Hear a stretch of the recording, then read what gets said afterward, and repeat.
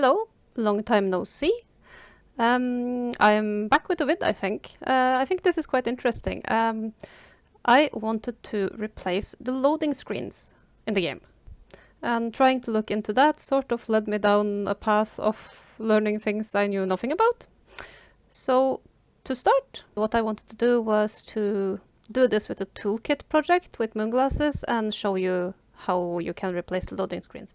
I was not able to do it directly from Moonglasses.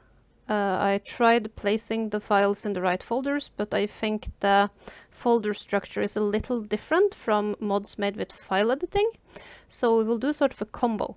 So what we have to start with is actually having a custom campaign. I've made a really simple one that I called Perfect Creation. And it has a level called level 1, so let's just open it.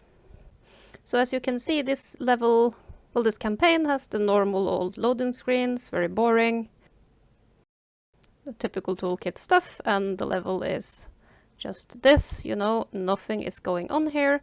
We have changed the code to have this be a custom campaign so that when you start a new game, you will load into this level. I show you how to do that in other vids, so I'm not going to cover that now. So what we will do is we will go to project settings and we will publish this pack file, right? So what will happen is that we get a pack and it will go to the mods. So there will be a pack file called Perfect Creation something in the mods folder, and we will take this and we will unpack it to add files that we can use to well, not use the files. We will unpack it so we can add some new loading screens. Then we will repack it and open it in the game. Okay, so we have taken the pack file and we have moved it into a different folder. So you can see I've called it, it's in my testing area, loading screen test number 3. Test number 2 worked, and test number 3 is where we are going to recreate it.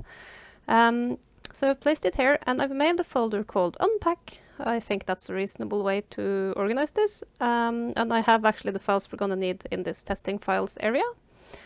So first we are going to unpack this. You can do this with the BG3 Multitool. We will be using that later anyways.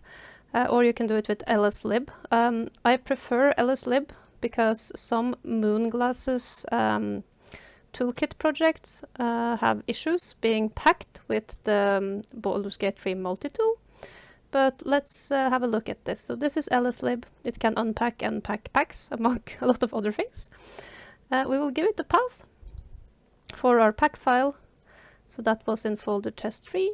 Here it is. And we will give it a location to unpack. That's why I made the folder called unpack. And there's already something in it, so it doesn't really matter, we can unpack it again. So we're going to unpack it. So it's been unpacked. So now this mod has been unpacked in here. So what do we find when we have unpacked this pack file? I mean, the pack file is just a package of all the files that goes into a mod. And when we go in here, our mod was just a very simple level. It has a file called Perfect Creation. And inside of this you have a few different things. You have a meta file that makes important decisions about your mod. You have the scripts. You have the level 1 and the character creation or leveling up level template. You have some localization stuff. You have some metadata for the GUI. So this in itself has nothing to do with loading screens. We can have a look at how loading screens are organized in the actual game. And to look at how the files are organized in the actual game, we have to use the BG3 Multitool. At least that's one way to do it. And we can search the index of the game. Apologies for not going through how to do this in detail. I wanted to make quite a short vid. And so what I did was I searched the index for loading screen stuff. You can see there is a bunch of artwork. And maybe if we're lucky it will show up. Okay, if I click it, it did show up earlier. I can show you in a folder actually, but so these are the image files that are the loading screens. Oh, it's loading. Let's see if, yeah, okay. So you recognize these files, right? Yeah, the different loading screens. And then there are a few files that have to do with these loading screens. And the only one I think we actually need is this one called, it's in game, public game, GUI widgets loading screen. This is a script that controls the loading screens in the game. We are going to have a look at this file. I guess I'm showing my age here or my inexperience, but I'm just opening it in Notepad. What you'll see is some stuff. You will see where the game takes the images for its initial screen, tutorial screen, whatever, and which file it's using for that. And then we are scrolling down. And here we can see the settings for how the images are treated, for like how long is the fade in, how long is the image held for, fade out, if the images are shuffled or not, and the size of the images. Interestingly, you can see that there are actually different keys with a list of different loading screens. Oh, actually I've edited this one, so I'll show you the real one. Yeah, so this is the original one. So let's go down to where we were at. Here. Yeah, so you can see that these images, these are loading screens for Act 1. So yeah, 6 different images. And then when you get to Act 2, there are more. And when you get to Act 3, there are even more. This is what we're going to use in this video. And then I'll also just show you, when we go a little bit further down, we do find some interesting stuff for unique loading images. So actually, they can be coupled to level names. So this is the first level in the game in Act 1. This is the crash area, Shadow Cursed Lands. Where is this? Don't remember. This is the city and other things. So presumably you could add stuff here to have unique loading images for the levels in your mod, or perhaps even when like modding the base game. I haven't really gotten into that. I made a version of this script that just uses this part to shuffle through a few different images. So let's see how I edit it. So this is the one I've edited.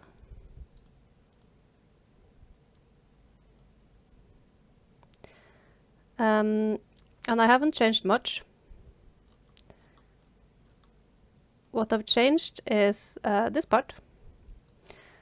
So after the grid background stuff and before the main load screen stuff, I have added this chunk of coding. And to be honest, I really don't know what I'm doing. I just played around with it and I asked for some advice.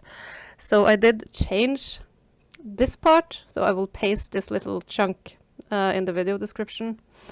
And I actually removed the line where it says opaque equals 1. I don't know if you need it, but this was how I managed to get these images to shuffle. I'm sure there are other ways to do it as well. But as you can see, so I've added a few images. I know that one of them isn't working, probably because I compressed a weird image, and we're going to get into the compression here, but a few of them are working, so I can show you how it works. So okay, so we have this script to control the files. Do we have any images? Yeah, we do. So this is a loading screen. Let's see if I can make this a little bit bigger. This one is of course from the game, just as an example.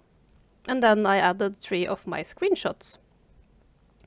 What you will need to do is convert images to the DDS format You can actually do that online if you don't want to use GIMP because you don't want to lose your soul, or if you don't want to sell your soul to Photoshop, so online converters work just fine.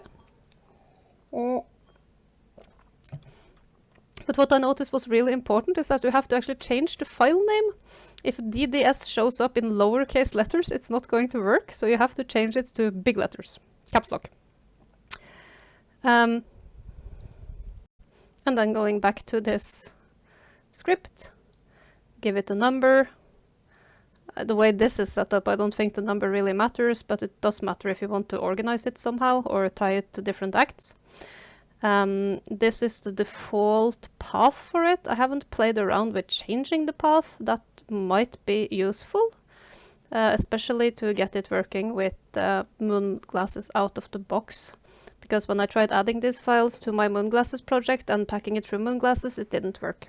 So this is why we're doing the file editing version. And then you see I've added the file name in here. And the reason I'm showing you this is that it says PNG. And apparently that's what it's supposed to say. It is referring to the DDS files. Someone smarter than me can probably explain that. I have no idea why, but it works. That's how it's done in the base game as well. It says PNG here, and it refers to DDS files. So we have the images, and we have the script, and that's actually all we need. And now we need to put the files in the right place. If we go back to our mod that was unpacked, we only have this folder, mods folder. Depending on how big your mod is, this might be different, but it looks like this. And the issue is that we can't put these files in the mod folder, we have to put it outside. So when we look at the testing files, you see here I have a copy of the files I've used. So this is the mod folder with everything. And then there is a folder called public that we're going to copy. And we're going to put it into the unpack folder. This is our mod that's been unpacked. We are pasting this public folder. And very importantly, the way you have to organize this is you have a folder called public. You have a folder called game. It's GUI, so the loading screens are part of the graphical user interface. And then there are two folders. You have an asset folder and a widget folder. The asset folder has a folder inside of it called LoadingScreen with the loading screens. The widget folder has the script that we've edited. So now we have everything we need. What we can do is have a look at how it's organized in the game. This is actually what the unpacked game looks like. Confusing, but you see you have this game folder here. Then you have a shared folder and probably a mods folder somewhere. In the game folder, yeah, so in here you have a mods folder and different stuff. So yeah, but you have like, it's the same structure, game, public, game.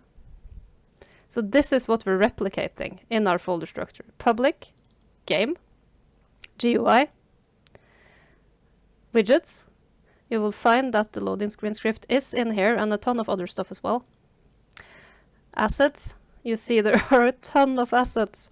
But if we scroll down, you have the loading screens, right? The point is that what we're trying to do, we're just overriding those two folders with new files. So now we have a structure where we have our mod from the toolkit with Moonglasses, and we have added a public folder that has the script and the loading screens. We are going to repack it into a pack, and we're going to see if it works. We repack it. We go back to our friend LSLib again, and I'm just going to create package. We're just going to select the right folder. So we want to take everything that's in unpack, and we want to repack it.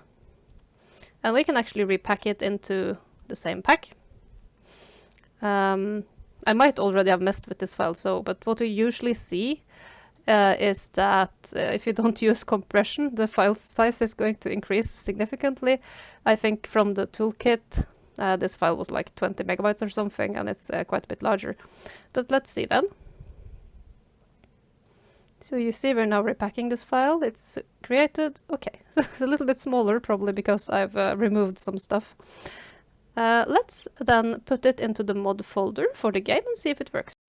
So currently in my mods folder I have my project that I'm actively working on, although a little bit slowly due to work. And I've been testing a really cool mod called Prison Break. I don't know if I'm allowed to talk about that one, but it's a fun custom campaign. And then we're going to take this pack, Perfect Creation, and we're going to add it. Cool. Let's start the game and see if it works. Okay, so here we are. Let's see. The Perfect Creation mod should be enabled. Let's start a new game. Balanced is fine. So it's loading. Currently it's black. It could be the faulty image. Yeah. So here is one of the images that work. This is just a screenshot from the game that I converted. Yeah, and this is another screenshot from the game. And you see that the size, it fills out the screen nicely. I'm sure you could adjust that to your liking. And I think this is the image that doesn't work, so it's just pitch black.